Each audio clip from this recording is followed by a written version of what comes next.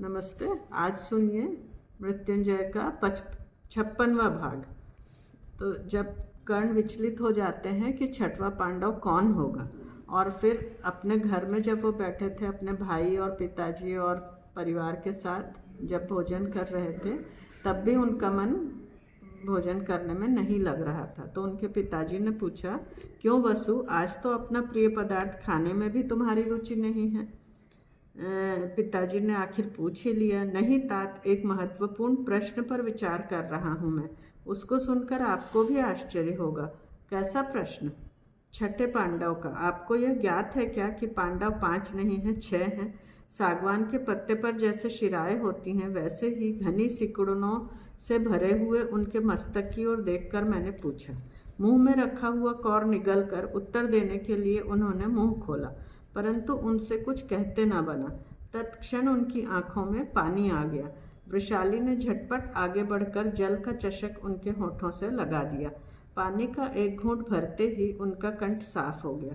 तुमसे किसने कहा यह? कांपती हुई आवाज में उन्होंने पूछा। अकेले मुझे ही नहीं, सारे सभागृह को पितामह ने आज यह बताया है। पितामह ने? तब यह सत्य ही होगा। पांडव 5 नहीं होंगे। इतना ही नहीं, कौरव या पांडव इनमें से कोई भी कुरुकुल का नहीं है, यह भी आज उन्होंने कहा। उनके इस कथन से अब सचमुच ही राज सिंहासन भुजदंड के बल पर हल होने वाला प्रश्न बन गया है। वसु, जब पितामह ने कहा है तब यह भी सत्य ही होगा। आज एक और सत्य मैं पहली बार तुझको बता देना चाहता हूँ, क्योंकि अखाड़े में सबने तुझको चिढ़ाया था और मैंने चुपचाप सहन किया था। वे क्षण भर रुके। उनका कथन सुनकर मैंने कानों की प्रत्यंचा तान ली। वसु, सूतपुत्र कहकर तेरा सबने अपमान किया और इसीलिए तूने बड़े धैर्य से सबका सामना किया। आज राजभवन में महामंत्री के रूप में विदुर जी का कितना सम्मान है। उनका शब्द कभी खाली नहीं जाता। उनके वे 3 वाक्य मुझको असंबद्ध लगे, फिर भी मैंने कहा, हाँ तात, परंतु वे भी कुरुकुल के नहीं हैं। यह स्वयं पितामह ने कहा। उन्होंने कहा, आज हस्तिनापुर में कुरुराज के वंश का अकेला मैं ही अंतिम वंशज हूँ। नहीं वसु, यह सत्य है कि महामंत्री विदुर दासी पुत्र हैं, परंतु पितामह अकेले ही अंतिम कुरु है।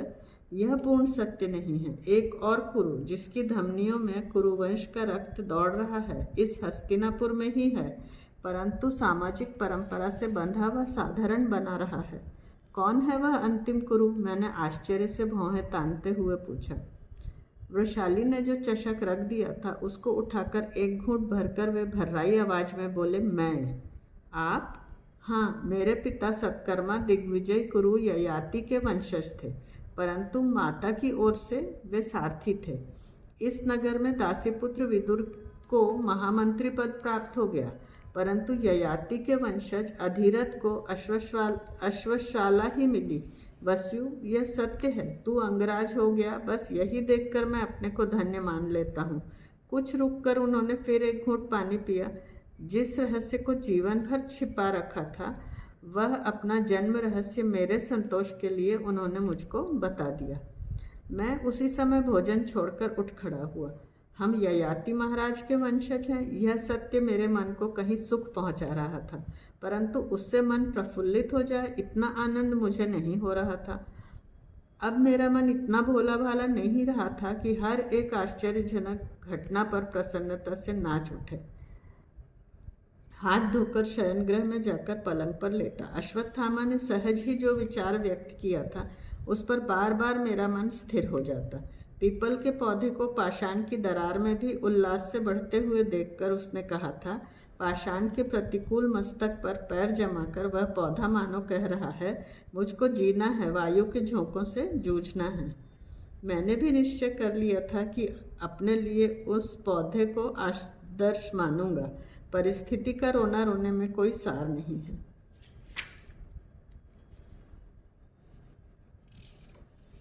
फिर कर्ण और दुर्योधन शिकार के लिए जाते हैं, मृगया के लिए। तो कर्ण चाहते थे कि दुर्योधन से पूर्ण एकांत में बातें करें। ठीक दोपहर की चिलचिलाती धूप में हमारी हस्तिदंत वर्ण की श्वेत घोड़ी अपनी ग्रीवा तिरछी कर नगर के मार्ग पर दौड़ने लगी। हम कहाँ और किस लिए जा रहे थे, वह बात अकेले सेनापति को छोड़कर किसी को भी ज्ञात नहीं थी। वर्षा में लबालब भरा रहने वाला गंगा का विशाल पात्र ग्रीष्म की मार से क्रुश होकर स्थान स्थान पर कलकल कर रहा था। हमने वह पार कर लिया। वारणावत की सीमा में घुसते ही पूर्व निश्चय अनुसार अश्वसात चारों दिशाओं में बिखर गए। हाथों में तेजी से भाले चलाते हुए अब वे जोर जोर से चिल्लाएंगे तथा अरण्य को घेरकर कोलाहल से कपा देंगे। उनके कोलाहल से भड़के हुए हरिण आवाज को प्रतिकूल दिशा में ऊंची ऊंची छलांगे मारते हुए दौड़ेंगे और फिर हम उन हरिणों को बाणों से अचूक भेदेंगे। चारों दिशाओं में ऐसे मैं बाण छोड़ूंगा और तब कोलाहल करने वाले हिरण एक साथ कोलाहल प्रारंभ कर देंगे। निशाना लगाने के लिए हमने कछार में एक टीले पर स्थान चुना और सब ठीक ठाक होते ही एक एक बाण धनुष पर चढ़ाकर चारों दिशाओं में फेंकने लगे। हम दोनों टीले पर घास में वीरासन लगाए धनुष की प्रत्यंचा तानकर तैयार ही थे। झुंड के एक विशालकाय हाथी पर निशाना लगाने के लिए दुर्योधन अपने हाथ के धनुष को हाथी की गतिविधि के साथ घुमाने लगा, परंतु मैंने हाथ के संकेत कर उसको रोका। हाथी मारकर कोई लाभ नहीं है। उसको उठाकर ले चलने के लिए हम अपने साथ पर्याप्त सेवक भी नहीं लाए थे। थोड़ी ही देर में अरण्य की घनी झाड़ियों की ओर से 40-50 हिरणों का एक झुंड ऊंचाई से गिरने वाले झरने के पानी के तुषार की भांति लयबद्ध छलांग लगाता हुआ पठार पर दौड़ने लगा। धनुष संभाले हुए हमारे हाथ उनके मर्म स्थानों पर निशाना साधते हुए उनकी दौड़ के साथ ही हिलने डुलने लगे। हमारा आसन और झुंड इनके बीच की दूरी का विचार कर लक्ष्यभूत हरिण की गति को अचूक पकड़ने वाली गति से बाण को हरिण के मुख से कुछ आगे ही छोड़ना चाहिए था। शेष हिरणों का झुंड अपने साथियों की ओर मुड़कर भी न देखता हुआ छलांगे लगाता कछार के बाहर हो गया। बहुत से हिरण फल जैसे टपकते हैं वैसे टप टप कर नीचे गिर पड़े। मृगया हो चुकी थी। हमने संतोष की सांस ली। तुमने कितने बाण छोड़े हैं? दुर्योधन ने मेरी ओर देखते हुए पूछा। 6। तुमने? पठार की ओर देखते हुए मैंने पूछा। 5। उसने भी चारागाह की ओर देखते हुए उत्तर दिया। तो फिर कछार में 11 हिरण मिलना चाहिए, या फिर 5 हिरणों की देह में 2-2 और 1 हिरण की देह में 1 बाण तो होना ही चाहिए। मैं वीरासन छोड़कर ऊपर उठता हुआ बोला। हाँ, चलो देखें। अचानक ही दुर्योधन जोर से चिल्लाया। कर्ण! यह हृदय विदारक चीख उसके मुंह से निकली और पैरों के नीचे घास में एकदम ऐसे गिर पड़ा जैसे पर्वत की चोटी फिसल पड़ती है। मैंने देखा, परंतु सामने का दृश्य देखते ही मेरा भी हृदय धक से रह गया। मृगया के पीछे स्वयं को भूले हुए दुर्योधन का बाएं पैर का पिछला भाग घास में छिपे एक लंबे विशाल अजगर ने घुटने तक निगल लिया था। पैरों में चमड़े के जूते के कारण दुर्योधन को उसके जबड़े का स्पर्श का पता नहीं चला। भक्ष कहीं हाथ से निकल न जाए इस विचार से उस लंबे अजगर ने अपना पिछला भाग भी क्षण भर में ही ऊपर उठाकर दुर्योधन के समस्त शरीर पर लपेट लिया था। हस्तिनापुर के भावी सम्राट को एक अजगर ने खरगोश के बच्चे की तरह अपने अंक में दबोच रखा था। मस्तक का मुकुट चरागाह की धूल में पड़ा था और जोर जोर से दुर्योधन कर्ण कर्ण कहकर चीख रहा था। वह दृश्य ऐसा था विचित्र और रोमांचक। पैर पटकता हुआ उस मृत्युपाश को छुड़ाने के लिए दुर्योधन पूरा बल लगा रहा था। उसकी यह अंतिम चीख इतनी हृदय विदारक थी कि गगन को भी भेद जाए। अब मेरा रुकना असंभव था, परंतु मैं क्या कर सकता था? कोई झटपट उपाय सोच ले, इतना सरल अवसर वह नहीं था। मैंने उस विशाल अजगर की ओर देखा। केवल चुलबुलाहट थी, भक्ष के लिए तड़पने वाली। मेरे हाथ में बचे हुए बाणों के अतिरिक्त और कोई शस्त्र नहीं था, और यदि होता भी तो क्या उसका उपयोग हो सकता? अजगर की कुंडली में छटपटाते हुए दुर्योधन को सुरक्षित रखकर कोई कैसे शस्त्र चला सकता है? चीमड़ चर्म वाले उस भयानक सर्प पर बाण नहीं चल सकता। मुझको कुछ भी नहीं सूझ रहा था। मेरा प्राणप्रिय मित्र के जीवन मरण का प्रश्न था। मैंने क्षितिज पर दृष्टि डाली। 2 पर्वत शिखरों के मध्य सूर्य नारायण अपनी अक्षय अखंड किरणों को पृथ्वी के मस्तक पर उंडेलते हुए खड़े थे। अधिक सोच विचार न कर मैं तुरंत उठा, आगे बढ़कर हाथ से धनुष दूर फेंका और दुर्योधन सहित उस अजगर को उठाकर कंधे पर रख लिया। उस आर्द्र से प्राणी का स्पर्श साक्षात मृत्यु ही थी। आह, मृत्यु कितने विभिन्न रूप धारण कर जीवन के पीछे हाथ धोकर पड़ी रहती है।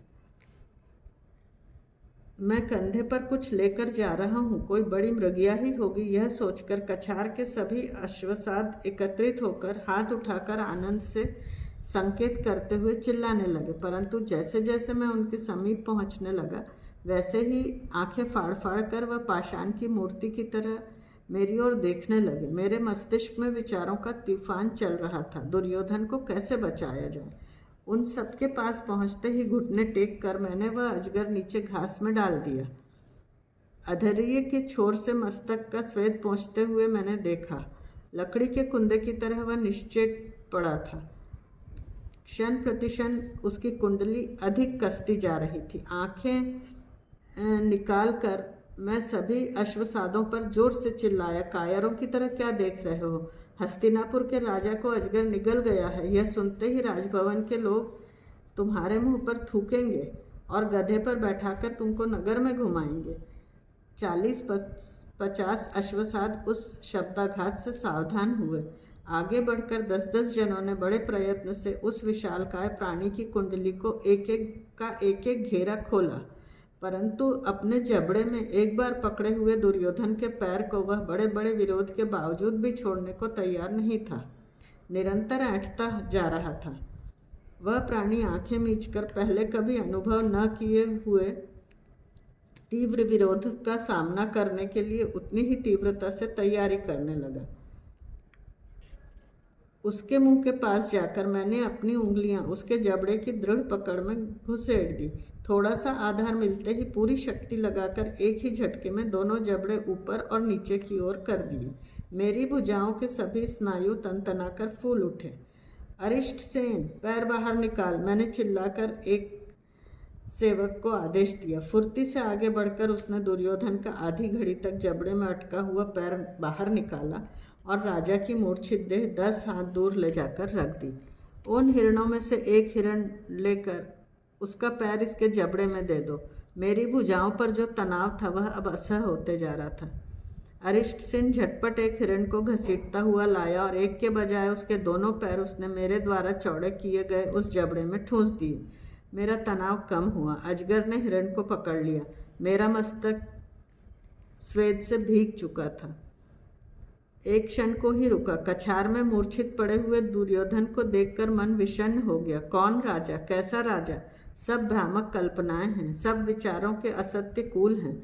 हस्तिनापुर का यह भावी सम्राट एक कछार में लकड़ी के कुंदे की तरह अचेत पड़ा हुआ है। मैं दौड़ता हुआ उसके पास पहुंचा। जबड़े में आधी घड़ी तक रहे हुए उसके पैर पर ममता से हाथ फेरते हुए पैर में टूटे हुए अजगर के 2 दांत मेरे हाथ में आए। सभी अश्वसाद इस घटना से क्रुद्ध होकर इधर उधर से पत्थर लाकर उस जर्जर सर्प को मारने लगे। उनको रोकने के लिए मैंने हाथ उठाकर चिल्लाया, रुको। आश्चर्य से वे मेरी ओर देखने लगे। उस सर्प को वहीं छोड़कर वे दुर्योधन के मूर्छित शरीर की ओर दौड़ते आए। मैंने एक बार उस चेतनाहीन सर्प पर दृष्टि डाली। राजा को घोड़े पर रख लो, मैंने सबको लक्ष्य कर आज्ञा दी। सबने दुर्योधन को धीरे से उठाकर एक विशाल घोड़े पर औंधा लिटा दिया। मृगया में कितने हिरण मारे गए? अरिष्ट सेन 6, सिर झुकाकर वह आदरपूर्वक बोला। प्रत्येक के शरीर में कितने कितने बाण हैं? 1 ही महाराज, वह पुनः झुककर बोला।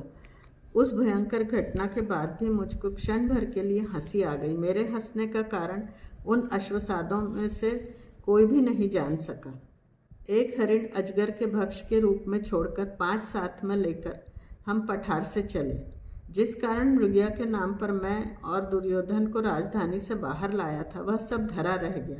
अरण्य पार करते समय एक झरने के किनारे थोड़ी देर के लिए हम रुके। आंखें फाड़कर दुर्योधन ने मुझसे पूछा, हम लोग कहाँ हैं? यह वारणावत का अरण्य है, हम लोग मृगया करने आए हैं। मृगया हो चुकी। मृगया, कितने हिरण हैं अपने साथ? कर्ण, उसने होश में आते ही पूछा।